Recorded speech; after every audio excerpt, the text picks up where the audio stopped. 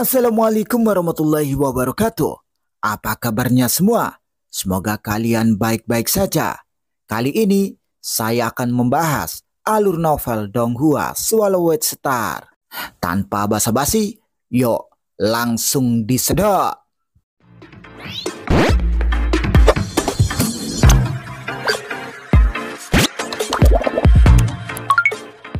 Melanjutkan dari cerita sebelumnya.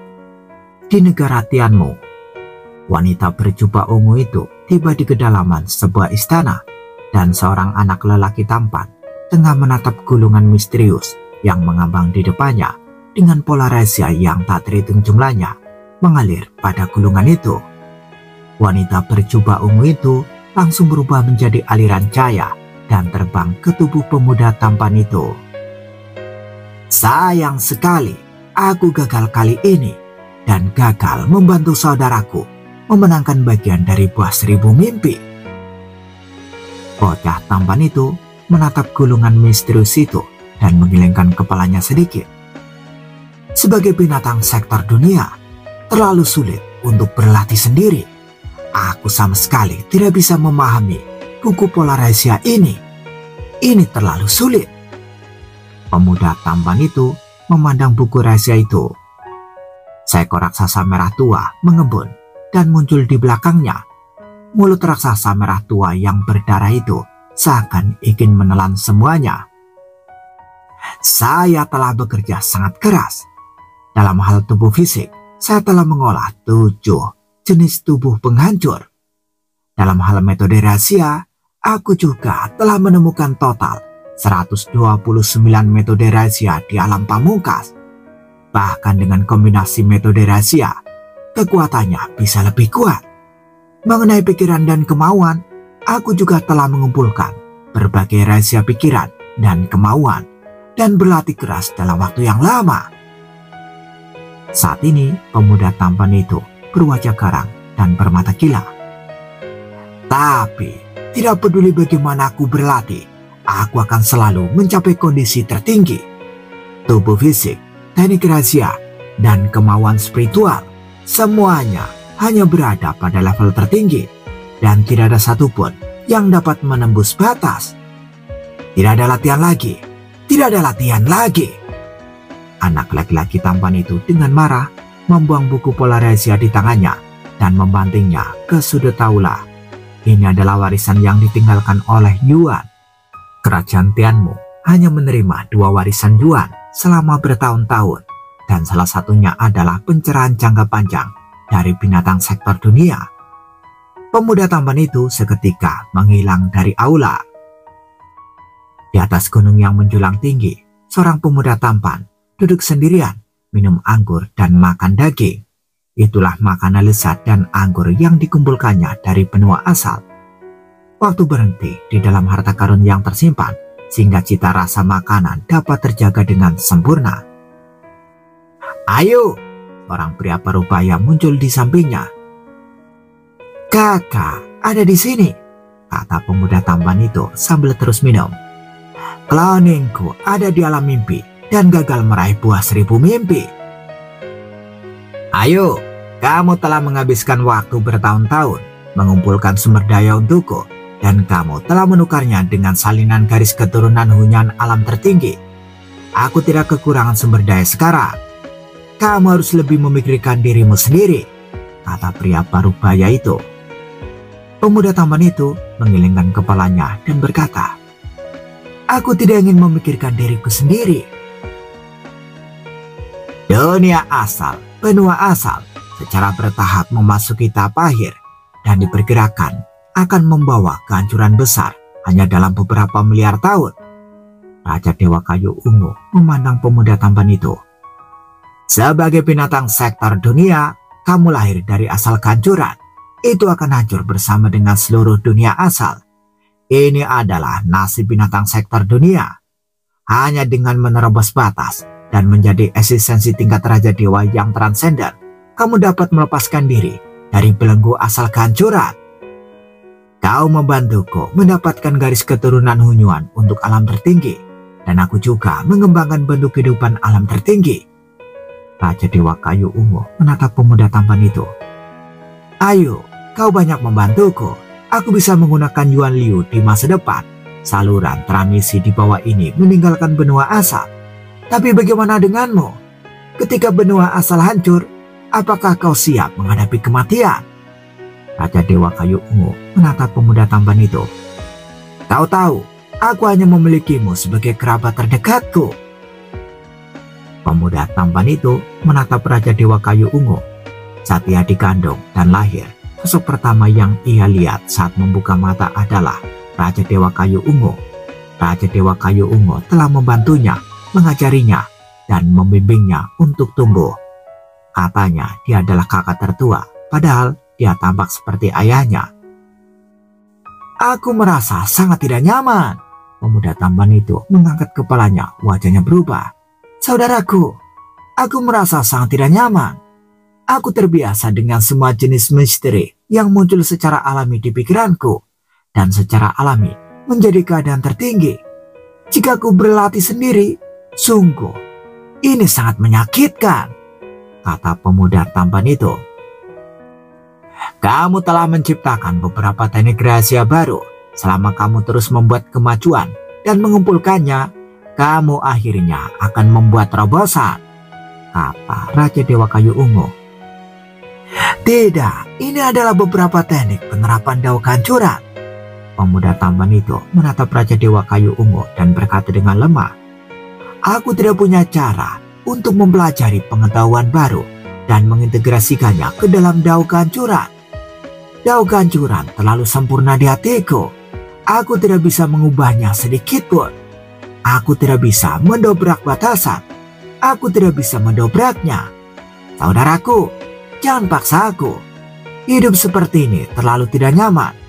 Aku lebih suka bahagia. Bumi telah hidup melalui miliaran zaman, tetapi aku tidak ingin menderita hanya untuk berlatih, kata pemuda tampan itu. Raja Dewa Kayu Ungu terkejut dan mendesah pelan. Lupakan saja, mari kita minum hari ini. Raja Dewa Kayu Ungu segera duduk. Ya, minum saja, kata pemuda tampan itu. Di hari-hari mendatang, bagaimana dengan bersenang-senang sepanjang waktu sambil meluangkan 50% waktumu untuk berlatih, kata Raja Dewa Kayu Ungu. Pemuda tampan itu tampak sedikit kesakitan, menatap mata penuh harap dari Raja Dewa Kayu Ungu. Dia mengangguk dan berkata, baiklah, baiklah, saya mendengarkan kakak. Raja Dewa Kayu Ungu tersenyum tipis. Minumlah, minumlah, dan bersenang-senanglah di abad berikutnya. Pemuda tampan itu tertawa gembira dan minum bersama Raja Dewa Kayu Ungu. Hahaha, minumlah. Raja Dewa Kayu Ungu juga minum dengan bebas dan menatap pemuda tampan itu sambil tersenyum berkata, ayo, jangan salahkan aku karena mendorongmu terlalu keras. Aku tahu kakak tertua melakukan ini demi kebaikanku sendiri, membiarkanku terbebas dari belenggu nasib binatang sektor dunia, ucap pemuda tampan itu. Jika kau benar-benar tidak bisa menyingkirkannya, maka aku akan menemanimu sampai hari terakhir hidupku. Raja Dewa Kayu Ungu menatap ke kejauhan sambil tersenyum.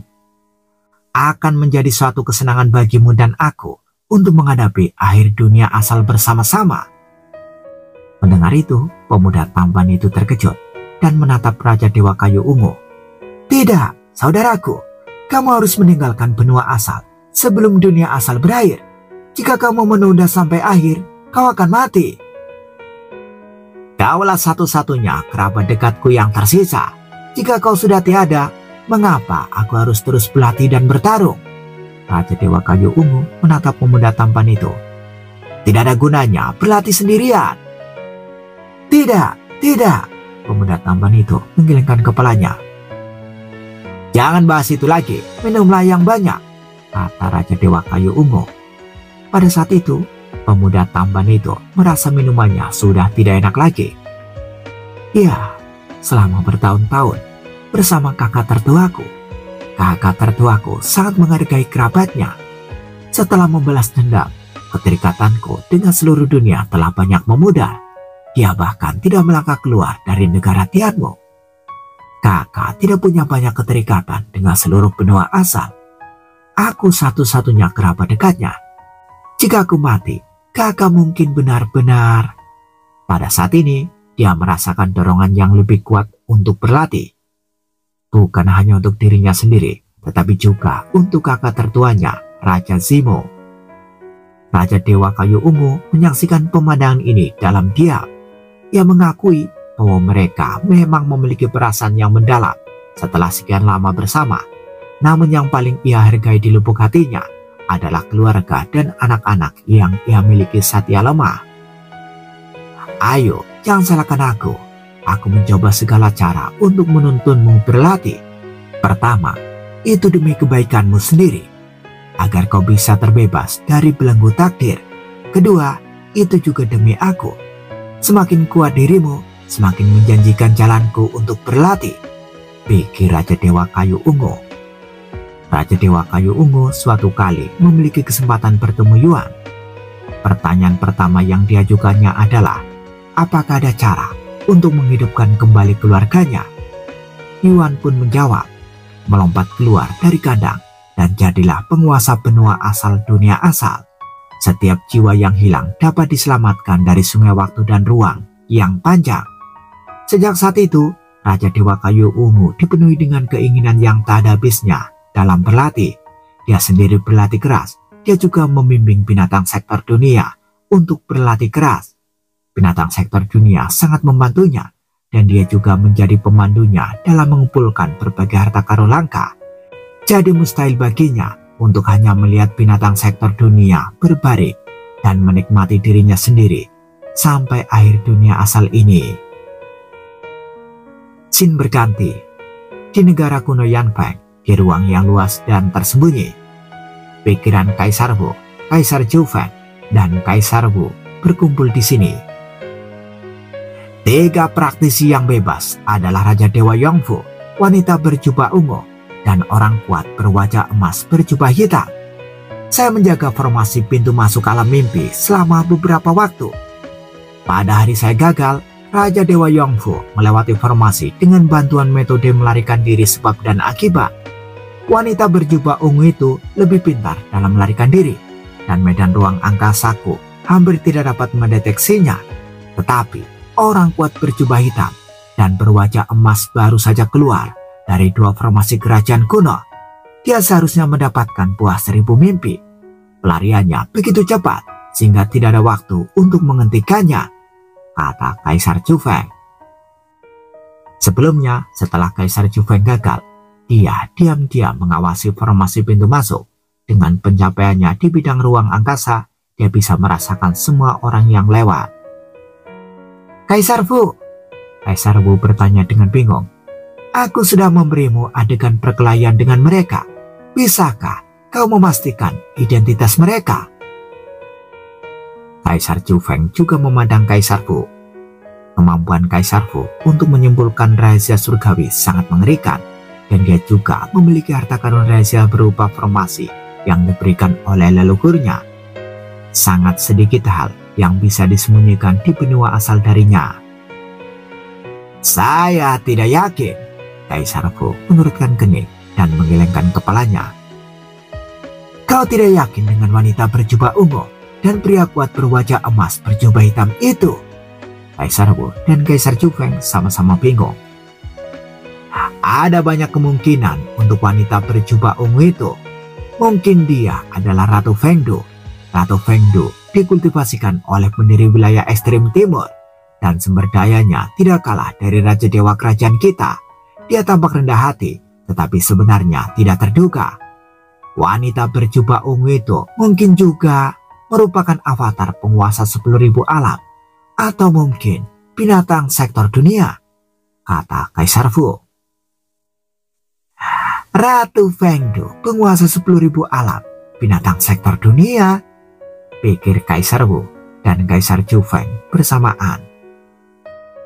Bagaimana dengan orang kuat berjubah hitam dan berwajah emas itu? Kaisar Zhufeng bertanya. Angin kehancuranku sama sekali tidak dapat mengguncang tubuhnya.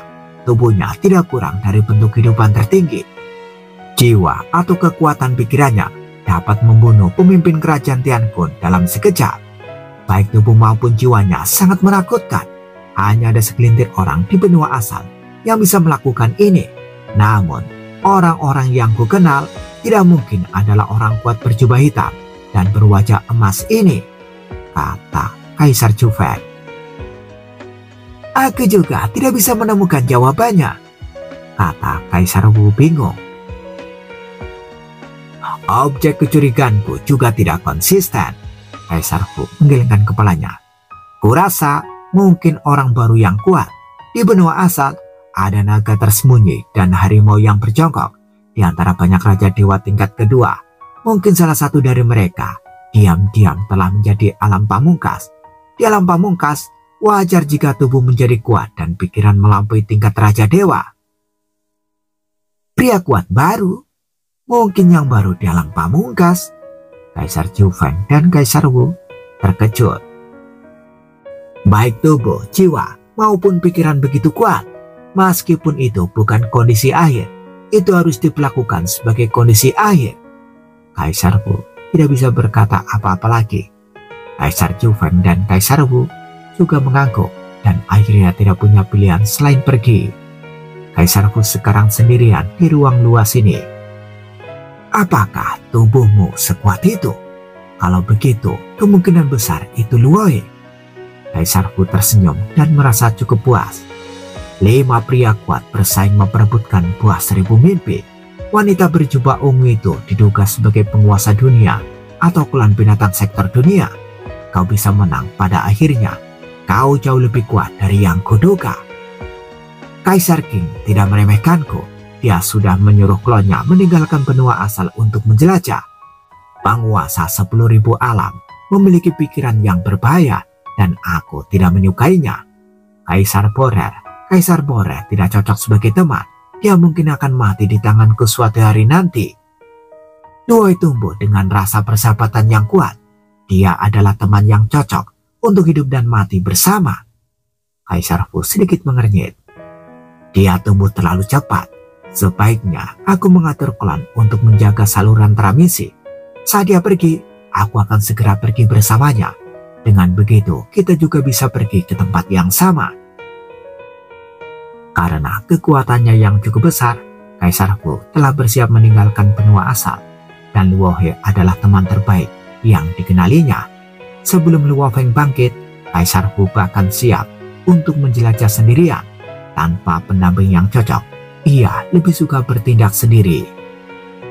Di kota Huyang, buah 1000 mimpi ini masih perlu diperdagangkan dengan 2 negara kuno sebagai ganti sebagian mayat makhluk garis keturunan Hunyuan alam pamungkas. Luo Feng berada di rumah penguasa kota memikirkan transaksi tersebut. Sebagian besar bahan mayat ini akan diberikan kepada merosa. Sebagian kecil akan disisakan untuk latihanku sendiri. Luo Feng telah membuat keputusan. Scene berganti. Di wilayah negara kuno Guntur, ada tanah suci Gunung Guntur. Ke-9 raja semuanya memiliki tubuh atau inkarnasi asli yang tinggal di sini. Dan leluhur Guntur telah menyiapkan formasi yang mengerikan dengan segala cara, menjadikan ini tempat paling berbahaya di seluruh benua asal. Tempat ini lebih mengerikan daripada ibu kota negara kuno Yanfeng. Angin bertiup dan sesosok berjubah hitam dan topeng emas muncul di kaki Gunung Guntur. Kaisar-kaisar dari negara kuno Yanfeng hidup terpisah, tetapi sebagian besar negara kuno Guntur berkumpul di sini. Luo Feng menatap gunung suci ini. Guntur dan kilat yang tak berujung menyebar kemana-mana di pegunungan. Seharusnya ada tempat asal Guntur yang tersembunyi jauh di dalam gunung Guntur ini. Meskipun tidak ada tempat Guntur di 9 dao asal yang terdapat dalam aturan tertinggi benua asal, namun dengan kemampuan spiritual Luo Feng, dia dapat merasakan bahwa ada dao asal Guntur yang tersembunyi di gunung suci di depannya. Alam semesta asli dapat berisi dao asal mula kehidupan. Binatang sektor dunia juga berisi dao asal kehancuran. Dapat dipahami bahwa leluhur Guntur menggunakan caranya untuk menyembunyikan dao asal Guntur di sini Formasi Gunung Guntur meliputi area yang luas. Luo Feng tampaknya baru saja mencapai kaki gunung, tetapi dia sudah berada dalam jangkauan pengamatan Gunung Guntur. Seketika, beberapa raja terkejut. Seorang pria kuat berjubah hitam dan berwajah emas. Pria misterius yang kuat dengan jubah hitam dan wajah emas itu telah datang ke Gunung Guntur. Guntur yang tak berujung berkumpul di kaki gunung. Guntur-guntur ini akhirnya berkumpul di tubuh seorang lelaki tua berjubah putih. Masih ada guntur yang berkeliaran di tubuhnya. Kekuatan setiap guntur mengejutkan Luo Feng. Ada 9 raja di negara kuno Guntur. Kudengar ada 3 dari mereka dalam garis keturunan Guntur. Luo Feng berpikir, raja-raja dari garis keturunan Guntur dapat mengerahkan kekuatan luar biasa dari garis keturunan Hunyuan. Seperti lelaki tua berjubah putih di depannya, setiap guntur yang tersebar secara alami memiliki kekuatan Kaisar Guizhou dan Raja Dewa Wuxin. Dalam hal penggalian garis keturunan Hunyuan, garis keturunan Guntur adalah yang terkuat di benua asal. Saya, Lei Fu. Lelaki tua berjubah putih itu tersenyum pada Luo Feng. Saya pernah mendengar reputasi lelaki berjubah hitam. Saat dia berbicara, sebuah keinginan tak terlihat menyebar dan diam-diam menyerbu Luo Feng. Ledakan. Kehendak spiritual Luo Feng sangat luas dan berat. Setelah bersentuhan ringan, lelaki tua berjubah putih itu segera menarik kembali kehendak spiritualnya. Kemampuan spiritualmu dapat melampaui level Raja Dewa. Aku mengagumimu, kata lelaki tua berjubah putih itu sambil tersenyum. Dalam hal kultivasi garis keturunan Hunyuan di seluruh benua asal, garis darah Guntur dari negara kuno Guntur diakui sebagai yang terkuat. Siapa yang mengatakan bahwa bahkan metode rahasia kehendak spiritual bisa begitu luar biasa? Seru Luo Feng. Kau terlalu menyanjung. Lelaki tua berjubah putih itu sangat penasaran dengan identitas lelaki kuat berjubah hitam berwajah emas di depannya. Lagi pula, di seluruh benua asal hanya ada sedikit orang yang kehendak spiritualnya melampaui tingkat Raja Dewa. Tuan Lei Fu, aku mendapat buah 1000 mimpi yang langka secara tidak sengaja. Aku ingin tahu apakah negara kuno Guntur tertarik, kata Luo Feng. Buah 1000 mimpi? Tuan Lei Fu tersenyum. Tentu saja aku tertarik. Saya ingin menukarkan dengan sebagian mayat makhluk garis keturunan Hunyuan alam tertinggi. Makin banyak bahan mayat, makin baik.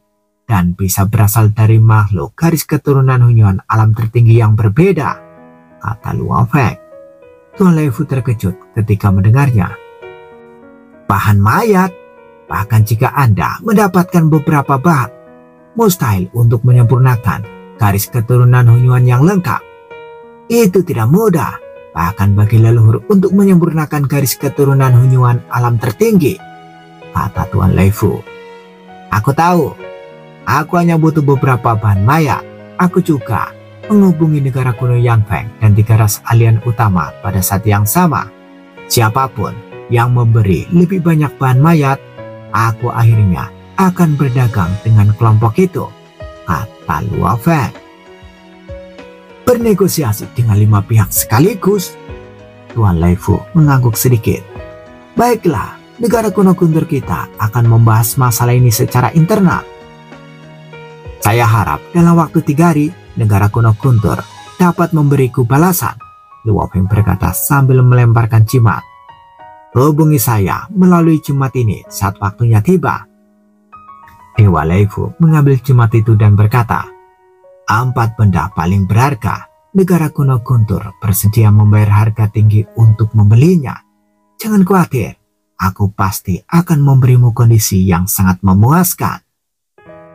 Luo Feng mengangguk lalu menghilang tanpa suara. Dewa Lei Fu menyaksikan adegan ini.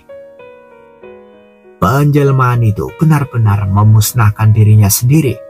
Dan bahkan informasi kontak harus diteruskan melalui jimat itu. Jubah hitam yang sangat berhati-hati, kata Tuan Lei Fu sambil melirik jimat itu. Dia sangat ingin tahu tentang identitas orang kuat berwajah emas berjubah hitam itu, tapi jelas bahwa Luo Feng sangat berhati-hati dalam melakukan sesuatu dan sangat sulit untuk menyelidiki identitasnya. Saya telah menghubungi Tuan Laifu dan Kaisar Xuan pada saat yang sama, dan sekarang saya sedang menunggu hasilnya.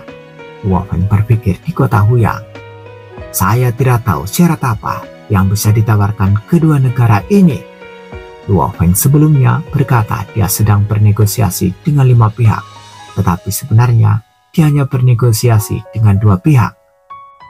Di aula yang menjulang tinggi di Gunung Guntur, 9 raja duduk secara terpisah. Mereka adalah tubuh nyata atau inkarnasi. Raja Lai Xiao yang berkuasa saat ini melihat sekeliling dan berkata, "Semua orang, baru saja orang kuat berjubah hitam dan berwajah emas ingin menjual kepada kita harta karun buah 1000 mimpi. Karena harga buah 1000 mimpi tidak melebihi 3 miliar, tidak perlu dilaporkan. Leluhur, terserah kepada kita bersembilan. Leluhur, terserah kepada kita bersembilan untuk memutuskan melalui diskusi. Benarkah kemauan spiritual orang berjubah hitam telah melampaui tingkat Raja Dewa? Apakah pikiran dan kemauannya begitu kuat?" Masing-masing raja tidak terlalu peduli dengan harta karun langka, tetapi lebih peduli dengan kekuatan orang berjubah hitam dan berwajah emas. Saya mencoba menghubunginya menggunakan metode rahasia spiritualku, dan saya dapat memastikan bahwa keinginan spiritualnya memang telah melampaui level Dewa Raja, kata Tuan Laifu. Orang kuat seperti ini adalah yang paling merepotkan. Satu lagi telah muncul. Banyak raja di kerajaan kuno Guntur merasa tidak senang. Mari kita bicara tentang bisnis. Jubah hitam itu berkata bahwa yang dia butuhkan adalah material mayat makhluk garis keturunan Hunyuan alam pamungkas yang dapat berasal dari makhluk yang berbeda. Semakin banyak semakin baik. Pada saat yang sama, dia juga sedang bernegosiasi dengan 5 pihak. Siapapun yang memberikan lebih banyak akan memutuskan pihak mana yang akhirnya akan mendapatkannya, kata Tuan Lai Xiao. Apa yang dia inginkan dari bahan-bahan mayat ini? Pecahan-pecahan ini tidak dapat mengekstrak garis keturunan Hunyuan, atau untuk memberi makan binatang sektor tua, atau mungkin untuk memberi makan binatang sektor dunia, atau menggunakan bahan-bahan ini untuk mengolah tubuh fisik. Jubah hitam ini memiliki pikiran dan kemauan yang kuat. Dia dapat menggunakan bahan-bahan ini untuk memperkuat tubuhnya. Jika tubuh dan pikirannya kuat, akan lebih sulit untuk menghadapinya. Para raja memiliki beragam spekulasi. Mayat garis keturunan Hunyuan di alam tertinggi memiliki banyak kegunaan, tetapi dengan sedikit material yang tidak lengkap, kegunaannya menjadi jauh lebih sedikit. Para raja ini tidak peduli dengan buah 1000 mimpi, tetapi mereka sangat khawatir apakah kekuatan orang kuat berjubah hitam dan berwajah emas akan lebih ditingkatkan. Semuanya, mari kita bicara tentang bisnis, kata Tuan Lai Xiao lagi. Itu hanya sepotong buah 1000 mimpi. Berikan saja 20 hingga 30% dari bahan mayat. Para raja tidak peduli, bahkan jika mereka menukar bahan-bahan itu pada akhirnya akan diberikan kepada leluhur Guntur. 3 ras alien utama dipindahkan ke benua asal kita dari dunia asal lain. Jadi apa yang mereka bawa semuanya adalah benar-benar berharga. Entah harta karun rahasia yang melampaui level Raja Dewa, atau salinan halus dari garis keturunan Hunyuan Pamungkas, atau mayat lengkap dari keturunan Hunyuan Pamungkas, atau mayat lengkap dari garis keturunan Hunyuan Pamungkas. Bahkan jika kau membawa sedikit material mayat seperti makhluk garis keturunan Hunyuan Pamungkas yang bernilai rendah ini, dia tidak akan membawa banyak. Ya, puing-puing yang dibawa oleh 3 ras alien utama pada umumnya adalah sisa-sisa kehidupan Hunyuan yang lebih rendah. Jubah hitam ini hanya membutuhkan mayat yang dimutilasi dari makhluk garis keturunan Hunyuan alam tertinggi, dan 3 ras alien utama tidak dapat memberinya banyak. Sebaliknya, negara kuno Yanfeng mungkin akan menghasilkan banyak bahan yang tidak lengkap. 23% bahan mayat memang cukup. Mereka tidak mau memberi terlalu banyak karena mereka khawatir orang kuat berjubah hitam dan berwajah emas itu akan jauh lebih kuat. Kalau begitu, mari kita ambil keputusan 30%, kata Tuan Lesio membuat keputusan. Di dalam perbendaharaan itu terdapat mayat-mayat yang dimutilasi dari 2 makhluk garis keturunan Hunyuan dari alam puncak. Yang satu merupakan 12% dari mayat itu, dan yang lainnya merupakan 70% dari mayat itu. Totalnya 29%. Singkatnya, itu setara dengan 30% dari bahan-bahan mayat. Scene berganti. Di kerajaan kuno Yanfeng, 12 kaisar juga sedang mendiskusikan masalah ini. Buah 1000 mimpi benar-benar diperoleh oleh jubah hitam. Menurut pendapatku, tidak perlu memberinya terlalu banyak. Dia menggunakan buah 1000 mimpi sebagai gantinya. Jelas dia membutuhkan garis keturunan Hunyuan dari alam tertinggi. Jika dia membutuhkannya, kita harus memberinya lebih sedikit, kata Kaisar Jufeng. Para leluhur tidak terlalu memperhatikan buah 1000 mimpi, kata Kaisar Kong. Para leluhur tidak terlalu memperhatikan buah 1000 mimpi, kata Kaisar Kong juga. Mendengus, Kaisar Yan berkata dengan dingin, keempat harta karun itu semuanya dibutuhkan oleh para leluhur. Meskipun nilai buah 1000 mimpi sedikit lebih rendah, kita para kaisar dapat membuat keputusan kolektif. Namun, para leluhur pada akhirnya akan memeriksa setiap keputusan kolektif yang kita buat. Kamu sangat ceroboh. Begitu leluhur marah, siapa yang akan menanggung akibatnya? Menurut pendapatku, setidaknya harus ada syarat agar leluhur tidak marah. Setidaknya itu tidak akan membuat leluhur marah, kata Kaisar Shi. Saya rasa 20% hingga 30% sudah tepat. 20% hingga 30% mayat garis keturunan Hunyuan di alam pamungkas jelas tidak rendah, kata Kaisar Zhou. Kamu harus memilih dari mayat yang berbeda. Kalau tidak, mungkin dia punya metode rahasia khusus yang bisa mengekstrak garis keturunan Hunyuan, kata Kaisar Yan. Para kaisar sedang berdiskusi. Kaisar Fu melihat pemandangan ini. Semua orang, Kaisar Fu akhirnya berkata, sekarang ada bahan-bahan yang tidak lengkap dari 3 mayat garis keturunan Hunyuan tingkat tertinggi di rumah harta karun yang jumlahnya mencapai 50% dari bahan mayat. Saya rasa saya bisa mengeluarkan semuanya dan membeli buah 1000 mimpi ini. Semuanya. Semua yang hadir menatap Kaisar Fu. Bersambung, bagaimana kelanjutan kisahnya? Tunggu jawabannya di episode selanjutnya. Dadah, semoga paham.